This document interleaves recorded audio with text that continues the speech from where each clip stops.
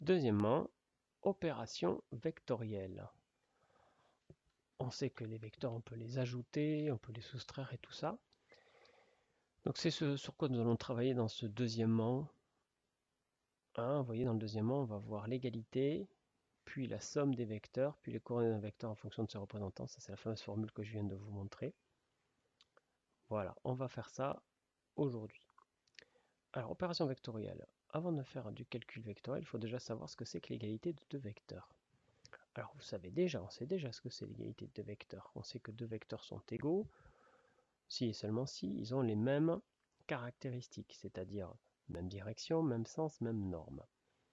Ou alors si ils forment un parallélogramme, etc. Donc vous vous souvenez, on avait vu une caractérisation de l'égalité en 4, 5 ou 6 points. Il y avait la translation, il y avait le milieu. Bon.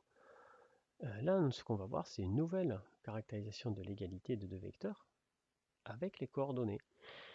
Et cette caractérisation, elle est aussi simple que vous voudriez qu'elle soit. On dit que deux vecteurs sont égaux à condition qu'ils aient les mêmes coordonnées, dans le même repère, bien sûr. C'est aussi simple que ça. S'ils ont les mêmes coordonnées, ce sont les mêmes vecteurs, ils sont égaux. S'ils n'ont pas les mêmes coordonnées, ils ne sont pas égaux. Bien sûr, tout ça, ça se passe dans le même repère. Et on va tout de suite faire l'exercice 1 pour regarder ce qui se passe.